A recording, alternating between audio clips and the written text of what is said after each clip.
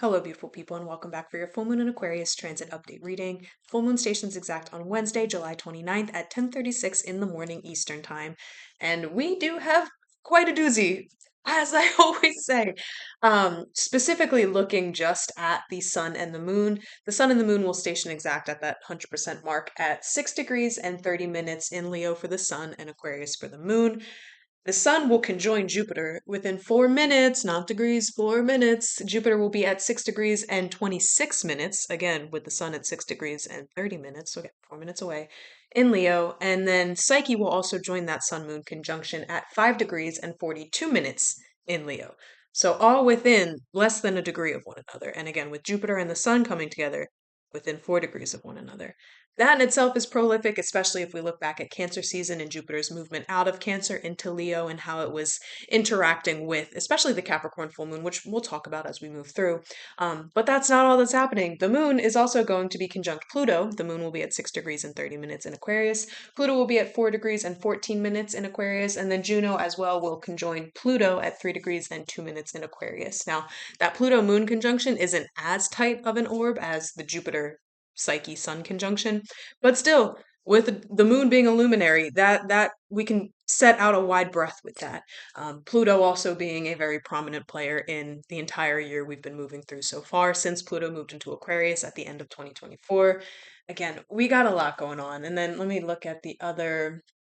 I think we have a couple other direct aspects. Yeah, we'll have Venus at 21 degrees Virgo, squaring Mars at 21 degrees Gemini, and then Pallas will also sextile Mars at 21 degrees Aries, which is going to make a quincunx aspect to that Venus in Virgo. And it's interesting, the Mars being at 21 degrees Gemini, sextiling Pallas 21 degrees Aries, because Mars rules Aries. So Mars is going to be ruling Pallas along with all of the other Aries placements, but it's specific here with Pallas. Mars is going to be ruling Pallas, which is making that harmonious sextile aspect to it. And Pallas is all about our yes, our intellect, but our strategic planning. Pallas is akin to Athena in mythology. So strategic planning, weaving of fates, especially Athena was the weaver. And when we think of strategy, we think of the mind, and Gemini is, or Mars is in Gemini, which is all about the mind. It's the youngest air sign in the zodiac. The mind and the hands too. So it's almost like this aspect together, not even including Venus in this quite yet, but Venus can be included in a moment, but this aspect together with Mars being our planet of action, among other things, but in this specific example, we're focusing on the action, the passion, the drive, the willpower. That's Mars in our charts. Mars is the planet of all of those things, being in Gemini, which isn't only about the mind and the intellect, but it's also Gemini rules the hands. Strategic planning with Pallas making that harmonious aspect in Aries, which is about, again, our willpower, our drive, our ability to just do things without really thinking about them. And I think Gemini has that same energy too, similar to Aries, where Aries will do things and worry about the consequences later. To me, Aries embodies that energy of it's better to ask, it's better to beg for forgiveness than ask for permission. That's Aries. As soon as Aries thinks of something, ruling the head. As soon as Aries thinks of something, once it's thought of, they're already doing it. In the moment, they don't think twice about it. They're doing it. And then any consequences that come after that, Aries says it's better to ask for forgiveness than for permission. So that's kind of Aries energy. And Gemini also has that unapologetic air to it as well.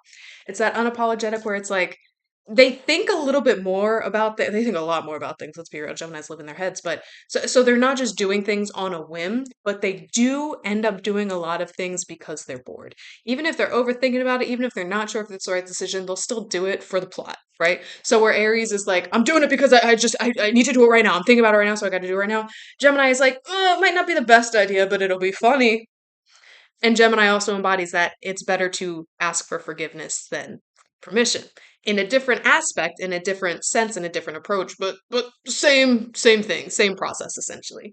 Now, again, with Mars, the planet of action and drive and willpower and passion, being in the sign of Gemini, which is intellect but also rules the hands, while it's making a harmonious aspect to Pallas, which is all about strategic planning and intellect, all the while Mars will also square Venus. And we've talked about squares before, how squares are tense aspects. But while they have this tension, it helps to ground things into reality. Sometimes that means compromise, but ultimately it makes things tangible. Squares make things tangible. And also Mars and Venus are both going to be in signs ruled by Mercury, which is in Cancer. And Mercury, again, is the intellect.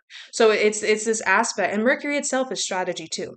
So it gives me the air that this Aquarius full moon as well. Aquarius is the oldest air sign, which again, air is all about the mind and the planning and the action towards the planning, right?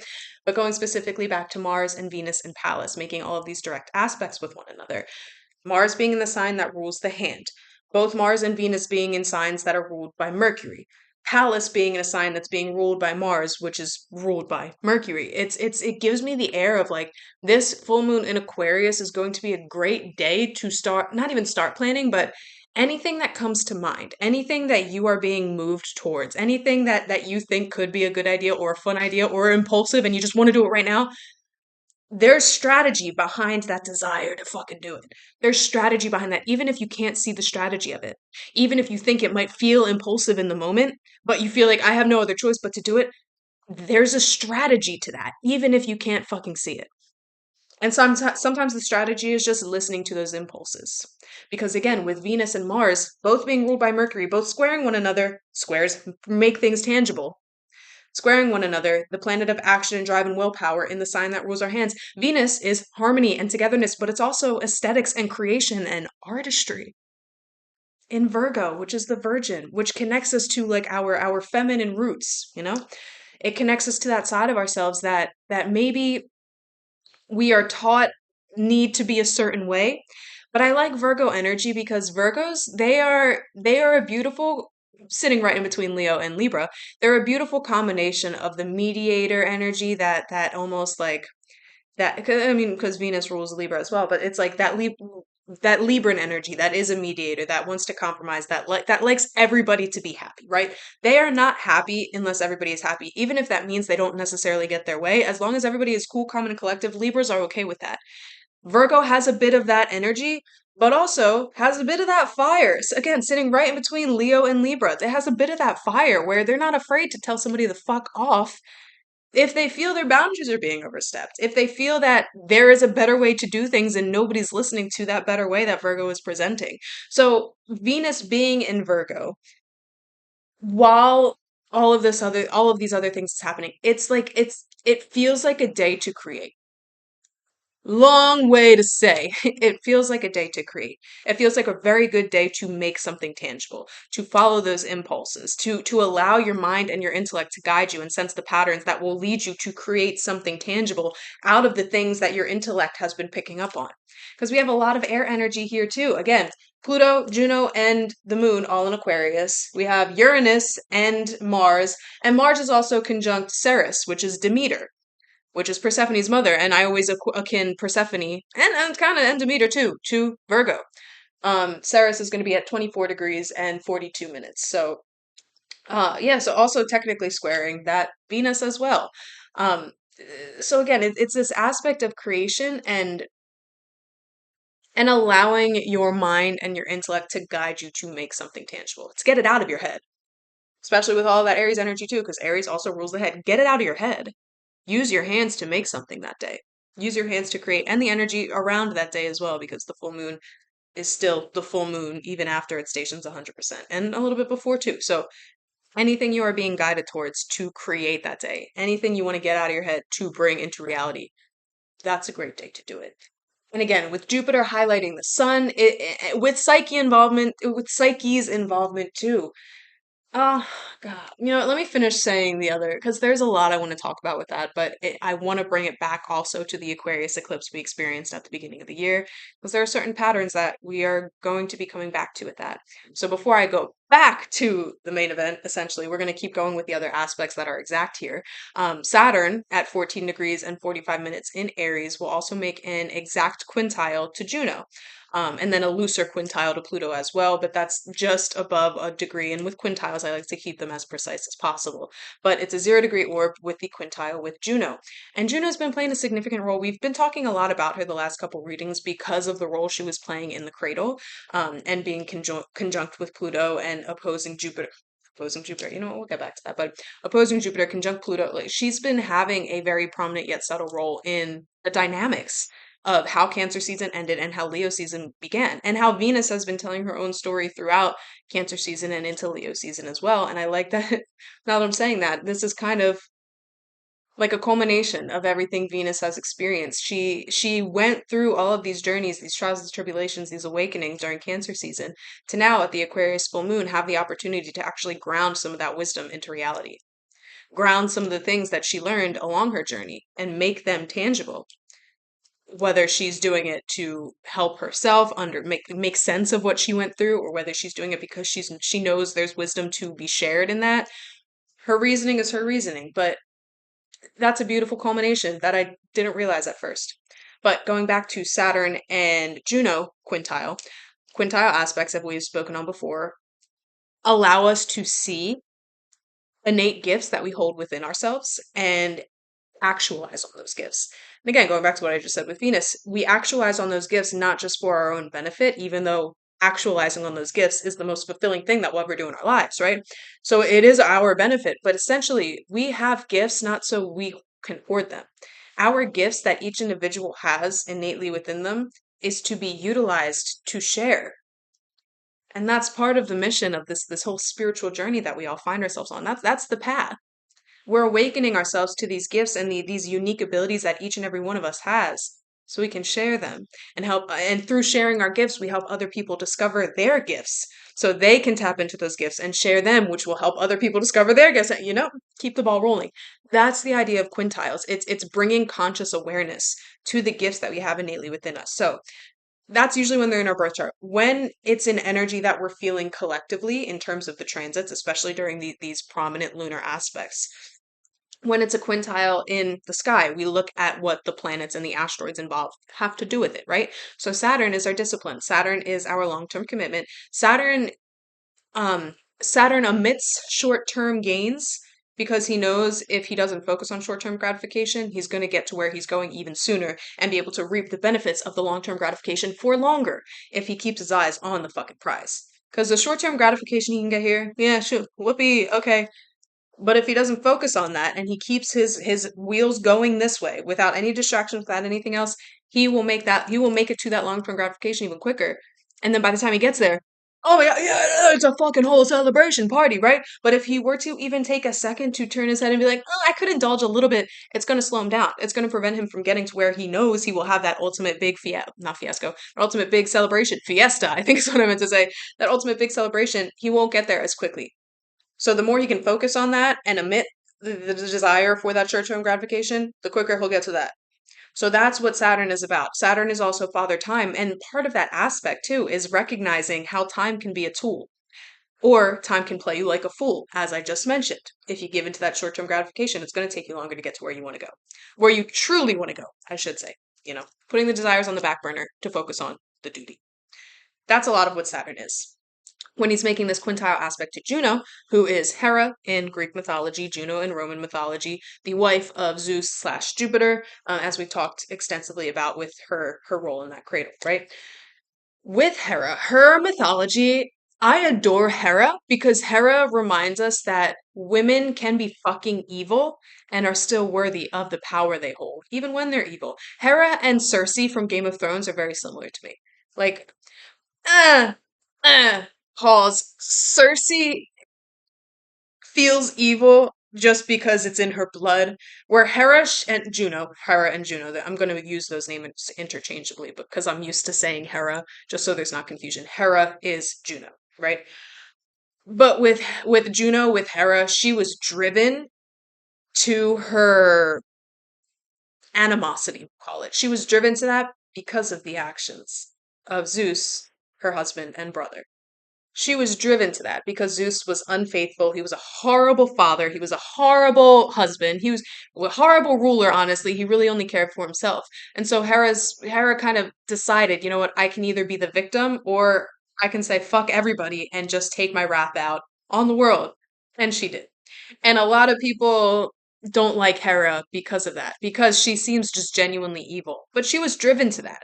She was driven to that. And I think there's this like a a bit of warrantedness in that aspect.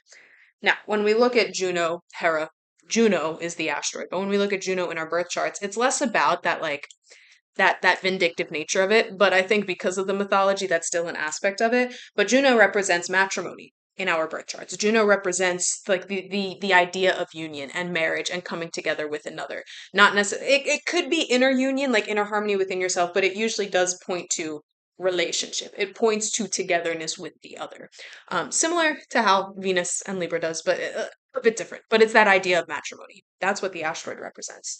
And also, because there's a shadow side to everything, the way that matrimony can bring out either the best or the worst in us. And I think we see that highlighted with Juno coming together with Hades, with Pluto, during that cradle to directly oppose her husband, Jupiter.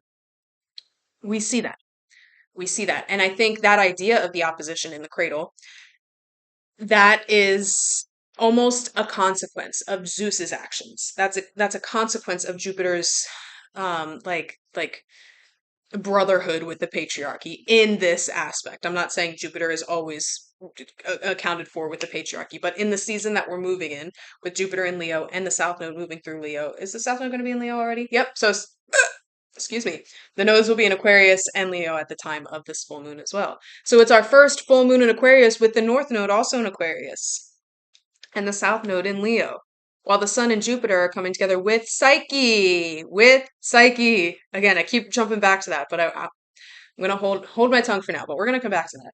Going back to Juno and Saturn, with this quintile aspect between this idea of matrimony and how marriage and union can bring out the best or the worst in us, coming together with Saturn just after Juno and Pluto came together to oppose her husband Jupiter. There's this aspect of utilizing this sense of like, there's a word I want, this sense of like opposition. That's not the word, but like using deception as a tool towards like to the oppression. Where the same way Hera in the myths had weaponized her aggression, she weaponized her aggression towards Jupiter to the world, right? And Jupiter as well. She weaponized that aggression to everybody else because it was just too much for her to hold. And I'm not, again, I believe women, like I all respect to Hera for whatever it is she felt she had to do. And without Hera, like Heracles wouldn't be who he is. So you know what? You know what? Respect. She builds character, right? But this idea that marriage can bring out the best or the worst in us just after that cradle aspect. I'm trying to put words to this, and it's hard because it feels like a free-form concept. It's like Hera went behind her husband's back, or I guess was directly just opposed, like was not secret about it, to join up with her brother, who represents death and destruction and transformation and rebirth. Hera, Juno, knew that what her husband was standing for, at least in this point in time, with it being in Leo, with the South Node in Leo, Juno knew that the structure, Leo, the patriarchy, Jupiter's involvement in that representation of the system that is beginning to come to an end. Hera, Juno, as the wife to that, did not want anything to do with this structure, knowing that it's going to collapse. And if you watched my Leo season reading video, I talked about how Saturn is playing a very prominent role, but like almost sneaky, where he has plausible deniability, where he's helping essentially his two kids, Pluto and Juno, along with the North Node. He's helping the two of them oppose his other kid, Zeus, Jupiter. He's helping them, but in a way where he has plausible deniability that says, "What do you mean? No, I'm just rotating the same way. I don't play favorites. I don't have any favorites. I love all my kids equally." But behind the scene, he's slipping Pluto and Hera like $20 to say, "Go get yourself some ice cream," right? Hera is tapping Juno, Hera, she's tapping into this idea where she noticed how much strength she has in opposing her marriage, and also how opposing her marriage is bringing out the best in her cunning in order to align with the collective, which is Aquarius energy, which is where the moon will be full, in order to align with the collective, because she knows the system which upholds the individual and greed and puts the strength in the individual, as in the 1%. That's what I mean when I say the individual as the regime, as the machine, right? Rather than the individual as the collective. Aquarius is the individual as the collective. Leo is the individual as the power that has been, right? Juno is finding her true strength in that opposition. The only way she could find her true strength in marriage, her true power in marriage, was being pushed to the fucking edge, being pushed to the brink of anger and rage and heartbreak too. Because you're my husband, you're my brother. I mean, I'm not condoning incest, but like being a husband and a brother, you kind of owe her twice as much, if you ask me, right? So that's where she's finding her strength, and that's where this quintile with Saturn is really coming into fruition here, where her innate gifts, she's finding her innate gifts in that opposition. She's finding her innate gifts in recognizing that the only strength she had in matrimony was the fact that it birthed her rage, and it allowed her to see clearly just how opposed to her husband she actually is, because her husband is opposed to the collective. And she's a part of the collective. Pluto, Hades, her other brother, is a part of the collective. All of us are a part of the collective. She's her kingdom, because she's the queen of the gods. Her kingdom is a part of the collective. And her husband stands for the machine that is repressing and oppressing the collective. And she fucking hates her husband. So that helps. So that helps the collective, if she's driven by spite, if this awakening is driven by hatred for her husband, okay, that's her strength. And that's the strength, that's the gift she can give back to the collective. Using her powers of hatred and rage against evil.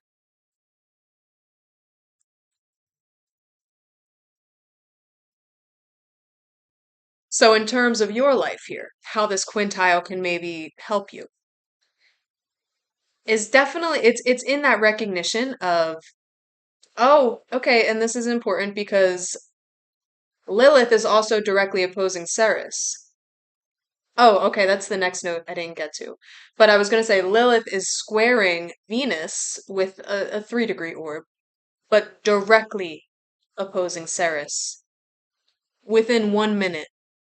We'll get to that in a second. Going back just to finish this up about the quintile, with Saturn quintiling Juno. And that's why I brought Lilith up. Figure out the ways in which we have been fed this idea of what marriage and romantic partnership and matrimony and union, what the system has fed us to believe that is supposed to mean, what the system has taught us that marriage is supposed to be between a husband and a wife. Or I guess since I think it was 2011 when gay marriage was, whatever, legalized, between your partners, right? What the system teaches you marriage is supposed to be versus the reality of it.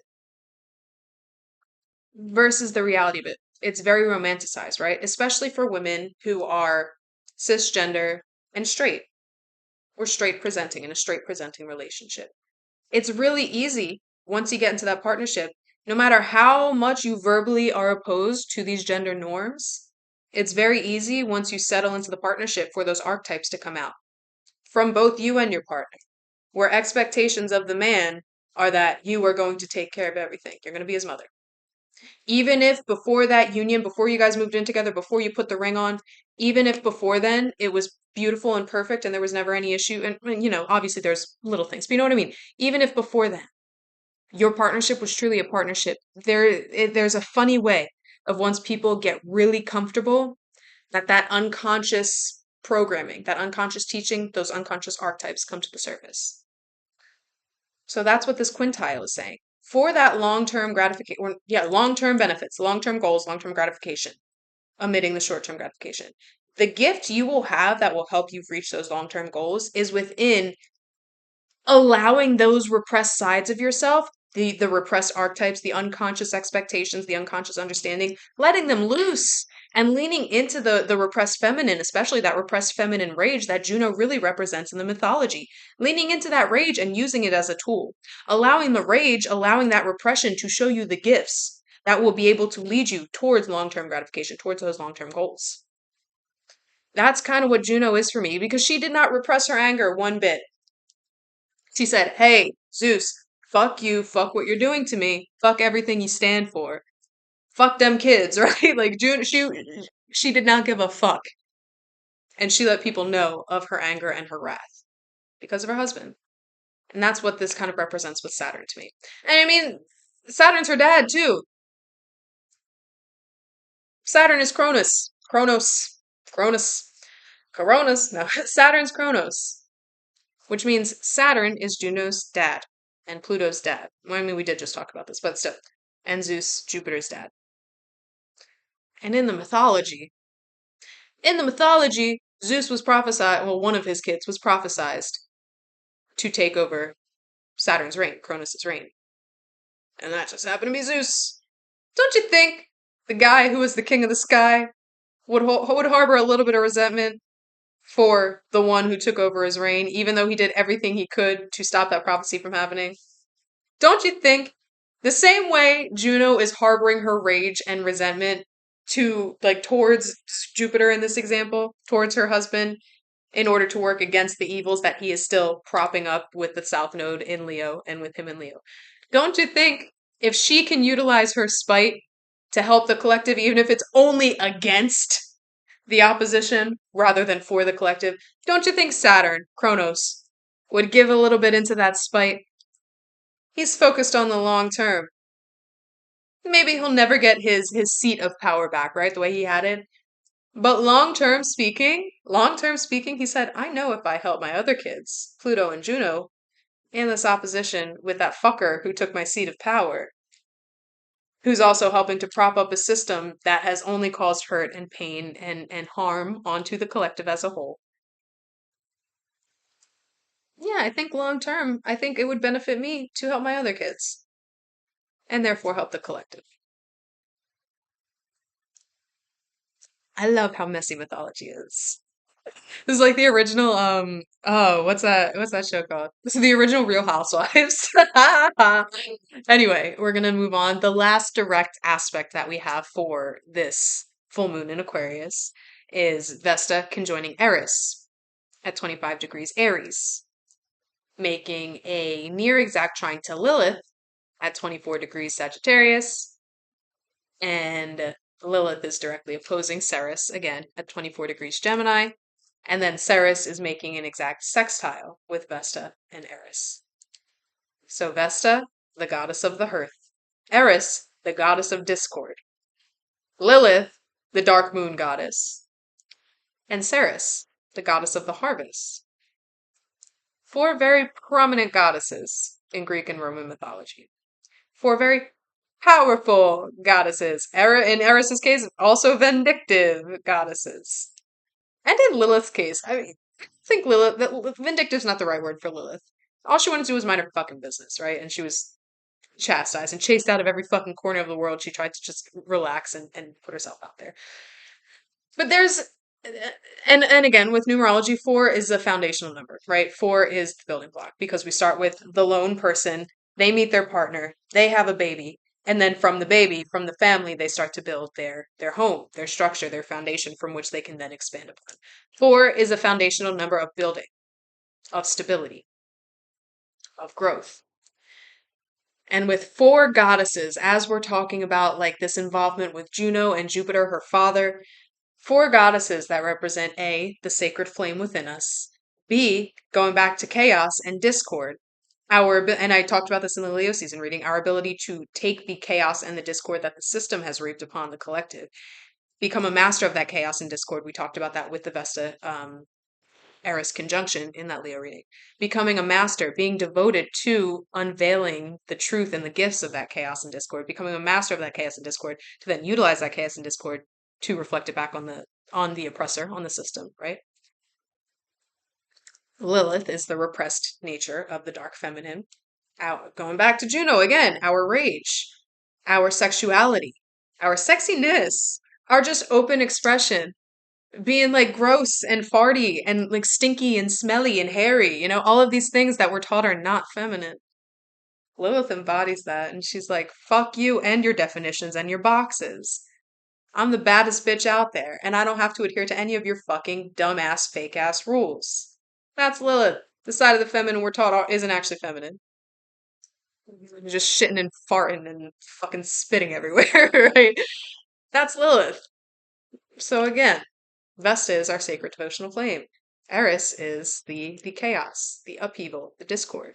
Lilith is the repressed feminine that's really fucking pissed off and sick of being repressed. And then we have Ceres, the mother that was scorned and betrayed by her brothers, the mother whose daughter was kidnapped and forced to marry her other brother, the mother who searched for a very fucking long time because she knew somebody out there had answers as to where her daughter was.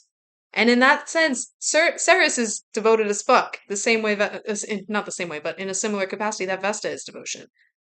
Ceres is also devoted. She's the devoted mother.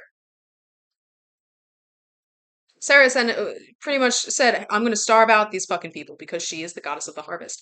I'll starve the entire fucking world if nobody tells me where my daughter is. And the gods were about to let that happen. They didn't want to. They didn't want to, but they thought, no, she won't do it. She's all talk. It wasn't until Hecate, another goddess, where is Hecate? 3 degrees Pisces. Is she doing anything in this full moon? Let's see. Not anything exact. So she's kind of on this. She's semi-sextiling both Pluto and Neptune, semi-sextile Juno. So she's making very small aspects. She's squaring Uranus. Small impacts here. So she's in the background. But in terms of Demeter, Ceres's, in terms of their story, the only reason Demeter was able to find Persephone in the underworld was because Auntie Hecate was, she heard her screams. Nobody else did. In the dark of night, Hecate heard her screams and said, Hey, Demeter, I think I might know where your daughter is. And they went to the underworld together to bring Persephone back. There was compromise in that, but whatever. That's Ceres, goddess of the harvest, the devoted mother. She can giveth, or she can taketh the fuck away. Especially when she finds that there's injustice being wrought. Especially to her loved ones. And I really like this dynamic, again, of Lilith being at 24 degrees and 44 minutes and Ceres being at 24 degrees and 43 minutes. A 1 minute orb. And at the exact moment of the full moon, at the exact fucking moment of the full moon, they're both going to be exactly on top. Lilith will be on the IC. Ceres will be on the midheaven of the chart. 24 degrees and 6 minutes at the exact time of the full moon. 24 degrees and 6 minutes. So Lilith being at our roots in Sagittarius, Ceres being at the highest point in Gemini. These goddesses coming together, it feels like the Valkyrie, with Juno's involvement and Venus that we talked about earlier and Pallas that we also talked about. This feels like the Valkyrie, like coming to reap its vengeance on the system. And with, finally we're getting there, with the sun conjoining Jupiter and Psyche. Psyche's in that. Psyche's within that. But the sun is conjoining Jupiter in Leo. And in these metaphors, Leo is representing the system just because when Pluto and the North Node were together in Leo during World War II, that was when a lot of the roots of the current modern capitalistic patriarchal structure that we exist in today, that's when they really took root. So that's why I keep using Leo as the example of the regime, of the machine, of the system. And that's why Jupiter, being the sky god, the god of the god of the gods, the gods of the sky, whatever. Jupiter, and then the sun being the brightest, most, quote, masculine luminary, because the moon is mother moon, father sun, mother moon, the masculine luminary in our charts. We have Jupiter, which makes things bigger, and again, the god of the skies. The sun, which is the brightest illumination, making things very visible. In Leo with the South Node, which is what we're moving away from. Psyche in this conjunction feels like, I want to say Littlefinger, like feels like the master of whisperers, right? Because Jupiter and the sun are so big and so bright, and Psyche's just this little asteroid. So it's like she's just kind of sitting in the back of the small council. Nobody noticed her. She's a little mouse. Nobody notices her, but she's listening. And everything she hears just reminds her of everything that she had to go through in order to reclaim her own seat, her own soul, her own self-awareness, her own self-understanding, her own immortality. I guess that would be to claim, not to reclaim. Psyche's just kind of sitting in the background listening to them with their locker room talk, And again, I feel like in this aspect, the Sun and Jupiter don't necessarily recognize that they are, I don't want to say in the wrong. And nothing's really right or wrong, right? But the Sun and Jupiter don't recognize that their ways are very quickly becoming outdated. The Sun and Jupiter don't recognize that they are making bigger and expanding and bringing light to a system that's already beginning to collapse and decay. But the Sun and Jupiter are so immensely bright that they can't see anything outside of their sphere. They're just making each other bigger and brighter, right? So all of like the shadows that are lingering behind that big brightness while they're in Leo, representing the system in this example, even the south node's far enough out of the illumination, it's more than 20 degrees away. The south node so far out of the illumination, they can't even see that everything they're making bigger and brighter is just exposing the very dark and large shadow behind the two of them. That's been looming for a really fucking long time. They can't see it though because they're got the celebration championships, World Cup, yeah, football. Like they're guys being dudes right now, right? For this Aquarius full moon. They're so big and so bright and so expansive, they do not even see what's opposing them directly across the way. The moon at her brightest illumination, conjoining Pluto, the god of death, the god of the underworld, the god that rules over the decay. That's looming just behind the Sun and Jupiter. They don't even see it. They cannot see their opposition. Not because they're so far away, but because they themselves are shining so bright that they're even blinded to what's in front of them. They can't see what's behind them because they're facing forward. They can't see what's in front of them because they just illuminate so much. So it's like them coming together. It's just like this blinding in Leo, which is ruled by the sun. It's like this blinding aspect of like ignorance of perception. It's an ignorance of perception. They didn't see that Juno and Pluto were together in that cradle aspect because Juno's also just a little asteroid. Jupiter he probably didn't even recognize that his wife was opposing him because he's in the sign of the sun now, the brightest luminary in the sky. Jupiter had no idea. He's just a guy being a dude. Meanwhile, Juno is conspiring with his brother to usher in death and transformation and subsequent rebirth to help the collective. And now Mother Moon is with them. Mother Moon, who exists in the shadows, who is able to ebb and flow, not only ebb and flow with the tides, is able to ebb and flow the tides. If we think of the ocean represents the collective unconscious. The ocean is connected to the moon. The moon moves the ocean and the tides. The moon is coming together with Pluto in the sign of Aquarius. In the sign of the collective, the water bearer pours its own water into the water of the many, or into the cups of the many, excuse me. Aquarius represents the collective, and now the North Node's in Aquarius. With Mother Moon at the time of this full moon. Crack my neck there. I don't know how much clearer I can be here. And this is less about like this is what you're going to experience personally because I think we're in a time period where especially once the nodes move into Aquarius, it's less about you. Your personal choices absolutely matter, especially on this day. And it's especially important on this day that you try to recognize where you yourself are blinded to what's in front of you and the shadows looming behind you. The more aware you can be of what you cannot see, especially while Uranus is also in Gemini throughout the next, I guess at this point, like 7 years, while Pluto moves through Aquarius for the next like 16 years, while we have a lot of this air sign energy. And again, going back to Mars, Venus, and Pallas, the mind and strategy and planning with Saturn and Juno, allowing the gift of letting that repression emerge so you can utilize it to help you in your long-term goals. So you can recognize where you've been fucking played by the system who is still doing their silly, like, guy town, boy talk, whatever. The system still thinks it's sitting pretty. And that's going to be emphasized on this Aquarius full moon. It'll feel like unstoppable with the sun and Jupiter coming together. But remember, Psyche's just in the background. Psyche's listening to every fucking word. Psyche's in the shadows of the sun and Jupiter on the day of this full moon.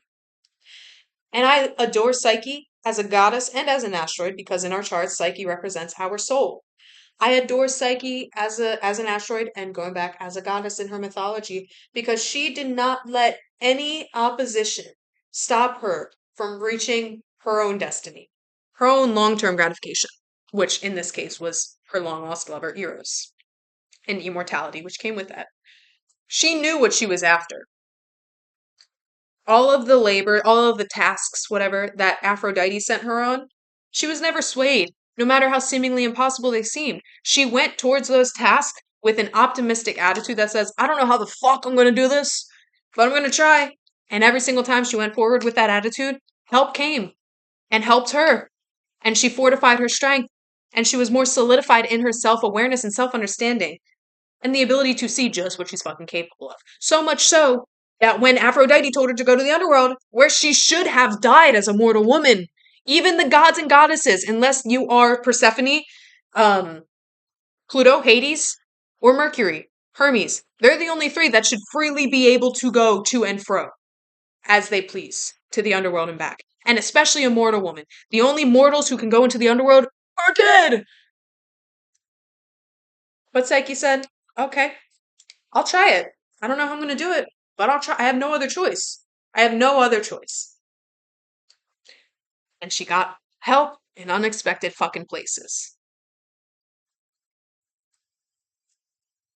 She even saw her love die, or near death, right? Because she had, I think it was Pandora's box of beauties that she collected and was supposed to bring back to Aphrodite. And she was warned not to open it. Oh no, Eros saw Psyche die. So she died! Or was on the brink of death because she couldn't help her curiosity and she decided to open the box of beauties. And ended up dying. Or getting very close to death when Eros found her. She literally died and came back to life. Psyche's that fucking girl. And she'll be in the background, just behind the sun and Jupiter, as they're celebrating their seeming victory. Meanwhile, Mother Moon, who controls the collective, unconscious. Pluto, who represents death and transformation and rebirth. Juno, who's a woman scorned, who's also being helped by Saturn in Aries, her daddy. Lilith opposing Ceres. And I feel like that opposition is less about like the tension because it's at the they're literally sitting at the highest point in the sky and the lowest point in the sky. So rather than it being like a tense opposition of like two opposites coming together, it feels, and then Venus is going to be on the horizon in the 12th house at the time of the full moon. Nothing is touching the descendant there, but the descendant will be in Pisces, the sign of the collective unconscious. Interesting enough that Jupiter rules Pisces. So the sign of, or the planet of the other, which will be on the western horizon, is going to be conjoining the sun at the time of this full moon, which only amplifies the fact that he will not be able to see what's directly in front of him. That's fucking fascinating. But back to Ceres and Lilith real quick. Ceres is the highest point in the sky, the divine mother, the goddess of the harvest, the very highest point in the sky, which tells me that the divine feminine is still has her seat, right? Has her seat. Where Lilith is at the bottom. And that just amplifies all of the things that we've been taught to repress, how they're just rumbling at the roots, getting ready to sprout to assist every single one of us. Man, woman, themin. I said that last time. I love themin. I love themin. I think that's hilarious. I'm gonna start using that. Anyway, feel free. Feel free. Maybe people have used it before. I don't know. But regardless. Man, woman, themin. This is for everybody. The patriarchy is so harmful in so many ways, but even in the way that we now look at masculine and feminine, and we forget that we are everything. Masculinity and femininity is but a spectrum. That spectrum exists within all of us. We are the spectrum, right? But we need to unlearn these things that tell us this is man and this is woman, and there's a sharp divide in between, and nobody gets out. Nobody can go on either side. If you go to either side, you're the devil and you're going to hell. Shove it up your ass, right? Lilith being at the roots, she's shoving it up the ass and then going all the way up to meet Ceres at the top, where the harvest will happen. So while the sun and Jupiter are very fucking loud and bright and expansive on the day of this full moon, I think the bigger story being told here is the moon and Pluto. And then Juno, of course, is involved with that. But the main story of Juno's involvement in this was really with the cradle. And then again, that we'll see for the new moon in Leo, which we'll talk about later. But the subtle tidings of the moon and Pluto coming together for this. It really feels like that. Like it really feels like that spectrum where the sun and Jupiter are as far on the masculine as you can go, and then the moon and Pluto are together kind of co-conspiring on the other side of the spectrum to allow the wave to then take over the sharp, rigid structures that we see as this is this thing and this is that thing and there's nothing in between. I have full body chills. This is crazy. You know, I said we'd talk about the Aquarius eclipse, which I do. I'm just going to read you off of what I wrote because I want to be as concise as possible. And I love talking about this stuff, and I love that YouTube doesn't give us a limit. But I am I'm very mindful of your time. So we're just going to go through this. I'm going to read all of the bullet points. So for the full moon lunar eclipse in Virgo, that was on the 3rd of March this year. And then the eclipse moon cycle that ushered in the full moon lunar eclipse was that Aquarius new moon solar eclipse, which was on February 17th. So the eclipse cycle began with the new moon eclipse in Aquarius. And 3 days before that eclipse, we had Saturn move into Aries on the 13th. Or I guess 4 days before the eclipse. 3.5 days before the eclipse, regardless. Just before that eclipse, in Aquarius, which was ruled by Saturn, Saturn moved into Aries, which is fascinating to think about because on the day of the full moon in Aquarius coming up that this video is about, 3 days before that, Saturn stations retrograde while the moon is in Capricorn, ruled by that Saturn retrograde, and on the same day the North Node moves into Aquarius. Same time frame. Saturn, who rules the Aquarius new moon solar eclipse back in February, transitioned into a brand new sign to start this new 2.5-year cycle 3 days before that Aquarius eclipse that it ruled over. Now Saturn is in Aries, that's not changing, but Saturn is stationing retrograde, turning around. So he was moving forward this whole cycle, and now he's saying, whoa, let's turn around, let's take it back. Let's take a look back at what we've already gone through, right? Let's take a second look. So almost like not necessarily starting a new cycle, but going back through the Rolodex, re-examining, reawakening, and on the same day, the North Node moves into Aquarius. So while Saturn's not starting a new cycle, the North Node is. Our cycle of destiny is now coming to be ruled by Saturn, which again, long-term goals, long-term commitment, in the sign of the collective, the water bearer. Anyway, on the new moon solar eclipse in Aquarius, Saturn was directly on top of Neptune at 0 degrees Aries. That's just emphasizing that new cycle there. And Venus was directly conjunct the North Node that same day at 8 degrees Pisces and conjunct Pallas at 7 degrees Pisces, where Venus is now quincunx Pallas, and then Mars is making that aspect with Pallas as well at sextile. Now, bringing it back to today. Saturn stations retrograde. Oh, I already talked about it. Exactly 3 days. Blah, blah, blah, blah, blah. And the North Node. And then now this is all happening with this moon cycle, right? So this Aquarius full moon, it's not an eclipse. The Leo new moon will be an eclipse as well as the Pisces full. This moon cycle that we're in, this Aquarius full moon is not an eclipse, but it's being ruled by our Cancer new moon on July 14th. That's when this moon cycle begins. And important to note that this moon cycle, beginning with the Cancer new moon, is the first not full moon, but the first full moon cycle that Jupiter has officially been out of exaltation in Cancer to move into Leo, which is ruled by the sun. Now, moving on from that, Uranus moved from Taurus, where Uranus was during the Aquarius new moon solar eclipse. Uranus moved from Taurus, which represents the body, into Gemini, which is the mind. It's the intellect, ruled by the hands. Taurus is sensuality. It's the somatic experience where Gemini is thinking. And this is relevant because of Aquarius's modern rulership and the interplay, which is Uranus, that rules Aquarius in modern astrology. And the interplay of the North Node conjoining Venus during the Aquarius new moon eclipse. And Venus rules Taurus and therefore ruled over Uranus and Taurus. So there was this added like sensual expression there with the Aquarius full moon eclipse, even though Aquarius is also an air sign, also very intellectual, also of the mind.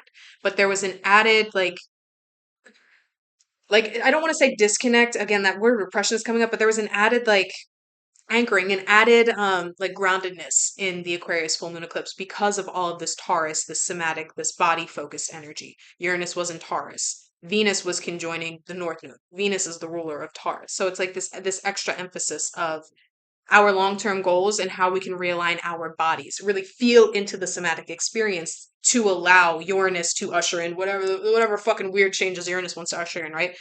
Through the body in order to align us to our future destiny, right? And now fast forward again to today, Mercury is in Cancer. And this Mercury in Cancer, which is about to station well, it will be retrograde, I think. Oh no, it won't be retrograde anymore. But as I record this, it's about to station retrograde. But Mercury is in Cancer, ruling over Uranus in Gemini, as well as Mars and Ceres in this and Venus in this example. But regardless, and with Mercury being in Cancer, that means Mercury is being ruled by the Aquarius full moon, which rules the tides of the collective unconscious, which is conjoining Pluto. This just adds a whole other layer of depth to what I said earlier. Because now we have Uranus also indirectly being ruled by the moon, which is controlling the tides of the collective unconscious, as the moon is conjoining Pluto, the god or the planet of death and destruction and rebirth and transformation. And in that case, everything in Aries is also indirectly ruled by that moon. The only fucking planets not ruled by the Aquarius moon during this Aquarius full moon are Jupiter and the Sun. Every other placement in this fucking chart is either directly or indirectly ruled by that Aquarius moon, which is ruled by Saturn, which is ruled by Mars, which is ruled by Mercury, which is ruled by the moon. They're up. This is like espionage. This is literally like fucking espionage.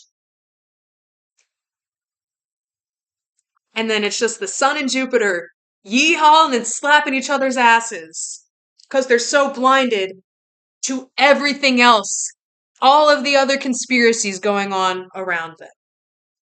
They are so bright and big and expansive and yeehawing and loud, they can't see what the fuck is happening everywhere else around that fucking tape.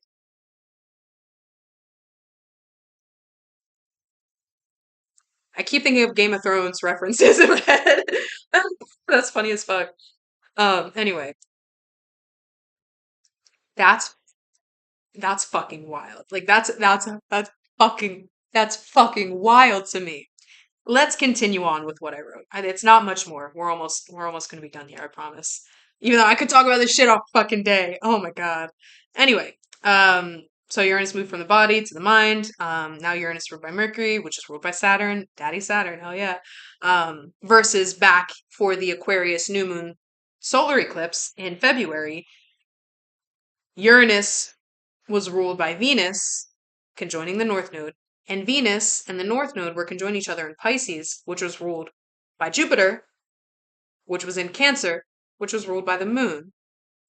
So this is like that's exactly why the fuck we're bringing this background. I was wondering why I felt the need to include this because I never include like past no, I shouldn't say never, but I don't often include. I was called to bring this back, and it's because this has been a conspiracy going on for a long time. And while Jupiter was in, I say conspiracy like it's like a governmental thing. It's planetary, but while Jupiter was in Cancer, it was almost like Jupiter was able to make bigger the conscious awareness of all the things we've been taught to repress, all of the ways the system has fucked over everybody, right?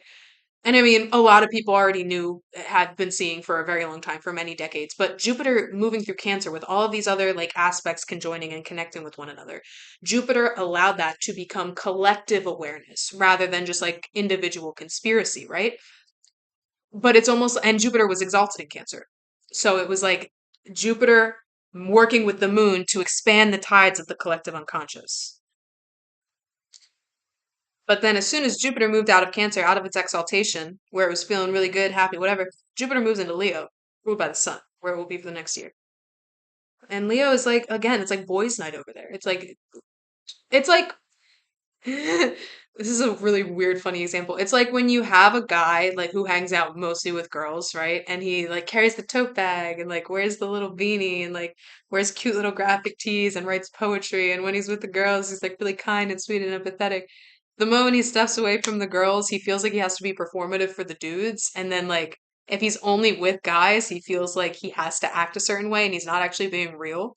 So where Jupiter was connected with the moon and like amplifying the tides and allowing the collective unconscious to wake up essentially. Now that Jupiter's ruled by the sun, it's like he stepped out of one room and into the other and like forgot who the fuck he was and what he was actually even doing a second ago because the sun is so bright. The sun is so conscious, where the moon is deeply, deeply unconscious. So it was like the moon was tapping into sides of Jupiter that Jupiter even forgot existed within himself.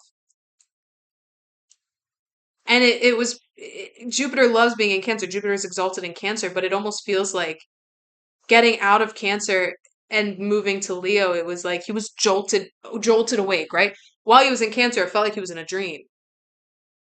That's fascinating. While he was in Cancer, it felt like he was in a dream of like everything stirring and everything coming together. And granted, I'm not saying everything was yippee ki like or kumbaya while Jupiter was in Cancer. We've seen a lot of fucking really fucked up shit over the last year, but all that fucked up shit was helping the whispers through the collective unconscious to come on, not online. I hate that correspondence, to awaken, right? But moving into Leo, it felt like Jupiter was jolted awake and the sun represents consciousness, right? But in actuality, it's the opposite. Jupiter was awake under the moonlight. Jupiter was truly awake and truly seeing in a way that Jupiter has not seen before. Well, I should not seen before, but for the example, right? Jupiter was awake in Cancer and helping other people awaken under like the dark of night. Where Jupiter moves into Leo and it feels like the truth now has to wear a mask. But on this full moon, it'll feel like, especially with the sun conjoining Leo within 4 minutes of one another, the mask, it like Jim Carrey, he becomes the mask. So it feels like he was jolted awake when he moved into Leo, but it's like it's the opposite. It moves from truth to performance. It moves from truth to performance. And then he kind of loses himself in the performance, especially with the South Node being in Leo now. He loses himself in the performance.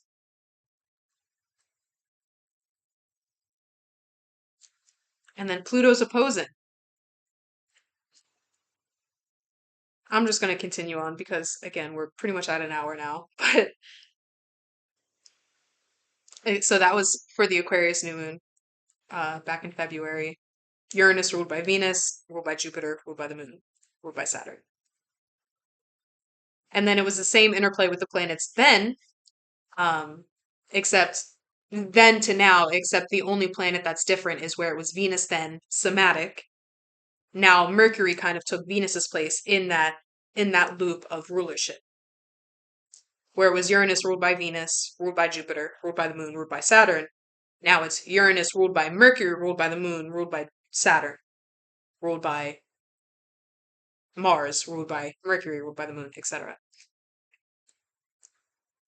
And that makes sense, moving from the somatics, moving from the body to the mind.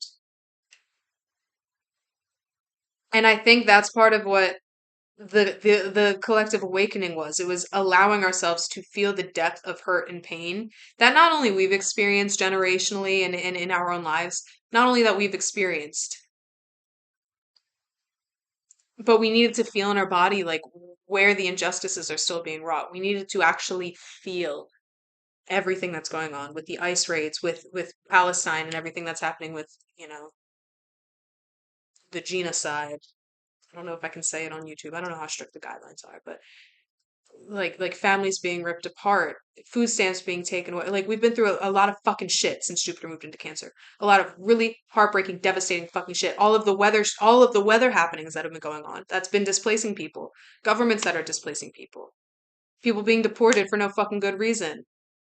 We've seen a lot of really fucked up shit. We've seen a lot of really fucked up shit over the last year.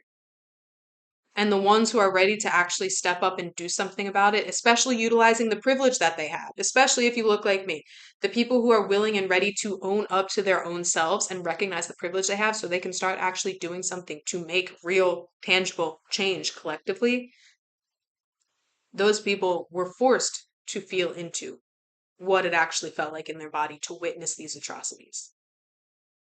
Because feeling it makes it real. Feeling it means we can't just turn off the TV and change the channel and pretend it doesn't exist. Feeling it means experiencing it too. Obviously, not to the extent that other people are experiencing it directly, but feeling it means making it real in your life too. So it can't be ignored. So that's kind of the somatic experience of that Aquarius eclipse. And eclipses are starts and endings of cycles too. That's important to note. Eclipses are beginnings and endings of cycles. But we felt it somatically, and now the shift moves from that Venus somatic embodied experience to the mind, because it's almost as if now it's time to plan, now it's time to strategize, now it's time to actually, again, figure out the path towards that long-term fulfillment or towards the long-term goals, that we talked about with Saturn. It's now time to really start to envision the path rather than just like we're not feeling it. We're not feeling it, but we're not so deeply rooted and embedded in our emotions right now. We need to get in our minds so we can actually start doing things, so we can make it tangible. And I always say on here, and to my friends, to my family, to everyone, if you can see it, you can fucking do it. You can achieve it. Visualization is so strong and so potent and such a utilized technique because it fucking works. And I think that's where we're moving with during this full moon in Aquarius before we get to the next eclipse cycle, starting with the new moon in Leo. That's what we're working with this new moon in Aquarius or this full moon in Aquarius. Visualization aspect. Allowing what was to die and allowing the collective unconscious to brew towards what is actually true for all of us, for me and for you. And while they're having boys' night up there, the sun and Jupiter, blinded to everything else going on around them, we're making plans. We're making things tangible. We're seeing beyond the system because we already know the system's collapsing. We already know the death is ushering itself in. We already know the end is coming. Talked about that in my Leo season reading. This is the cradle is the beginning of the end. Leo season, as we move through it, is the beginning of the end.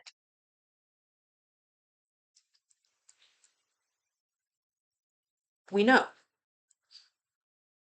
And that's exactly why this has come up for the last couple readings that I've done. We know it's collapsing. We also know that with the destruction, there's going to be chaos and calamity, which is why Vesta is working so closely with Eris throughout Leo season. So we can put our devotional side, so we can show devotion to the chaos. So we can utilize the chaos as a tool, so we can learn how to master the chaos. So we can move through the waves of chaos effortlessly, right? Like Neo in the Matrix. So we can move through it with ease. We're gliding through it like we're on ice skates, right? Because a lot of people are going to be inundated by despair, by hopelessness, as everything falls. People don't like change. People hate change. People would rather stick with the devil they know than to change and grow into something that benefits them more, but also everybody. They'd rather stay comfortable because the in between is really uncomfortable. That in between space of unlearning and relearning and replanting and regrowing, it takes a lot of work. It's tedious. You need to put effort into that, and effort can be really uncomfortable. And people would rather stay in the comfort, even if it means they're miserable. That's the truth. A lot of people would. A lot of people would. So, for those of us who have been riding the tides and feeling in our bodies and now are able to visualize, despite all of the fires going on around us and in the world at large, our visualization needs to be beyond. We need to be seeing that Saturn, that North Node path that sees eons beyond the destruction. to the solar punk, to whatever future that you can envision yourself living in and the collective living in and everybody thriving in. That's where your vision needs to be. That's where you need to hold it. That's where you need to hold it. Because if you can see it, you can achieve it. And if you can see it, that means the globe, the collective, also needs to meet the requirements they need to meet in order to make that reality possible. So you keep seeing it, no matter what evidence, proof, whatever proof people want to give you to be pessimistic and feel like we're moving into a dystopia and slipping into fascism and we have no fucking hope. Hold that fucking vision. That's the greatest thing you can do is hold that fucking vision. Hold that fucking vision. That's the only thing you can do. Not the only thing, but you know what I mean? It's the best thing you can do is hold that fucking vision. Because if it exists in your mind, there must be somewhere out in this big multi-dimensional space that we call Mother Earth. There must be somewhere where that truth, where that future, where that reality exists. And the more you can hold that vision, the more you will unconsciously take steps to align yourself to who you need to be, where you need to go, who you need to meet in order to satisfy that vision. And maybe if only for yourself, for now, right? Maybe you're only doing it for yourself and you're realizing other people they're giving into the bait. We'll call it. You can't allow them to pull you back into the grasps of disillusionment. That's what I'll call the system is dis-fucking-illusionment. And that's just amplified by Neptune being in Aries right now. The system is dis-fucking-illusionment, and they will do everything in their fucking power, especially during the next year and 2 years while Jupiter moves through Leo and the South Node moves through Leo. It's going to do everything in its fucking power to keep its fucking nasty ass talons in you. So if you feel your people slipping into that grip, and no matter what you do, say, no matter how you try to nudge them, they cannot see the light, you need to lead by example. You need to be the proof. And even if that means moving away from them and following your own path and carving it out with a machete, that's what you need to do. Because once you make it to that garden, once you make it to that reality that you always knew and could see was possible, once you make it there, that's when they're going to see. She was never fucking crazy. She was never full of it. She was never under psychosis. Well, maybe she was in psychosis for a little bit. You know, guilty, guilty. But what she was telling me, there was truth there. And I was too blinded by the disillusionment to see that. Because some people really need proof. Some people really fucking need proof before they actually want to believe something. Other people, they believe it and that's the proof that they need. Their own belief is their own proof. And the believers, they're the ones that change the fucking world. The believers change the fucking world. Because they show you just how malleable this reality is. They show you that the system is like this tiny little cube in a infinite, expansive, multi-dimensional, unlimited space. The system is this.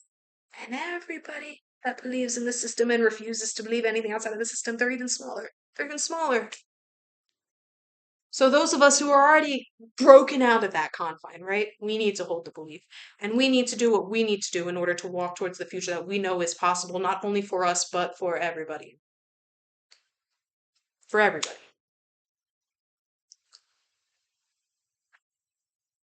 I think that's it. I had more on here, but I think I pretty much touched on the point I was making. I think what I said was more important than whatever else I wrote there. That was a channel. Anyway, I gotta go hydrate myself. Stay hydrated, people. Thanks for being here. Hold the vision. Take care of yourself. Lead by example. Inward, onward, and upward. I love y'all.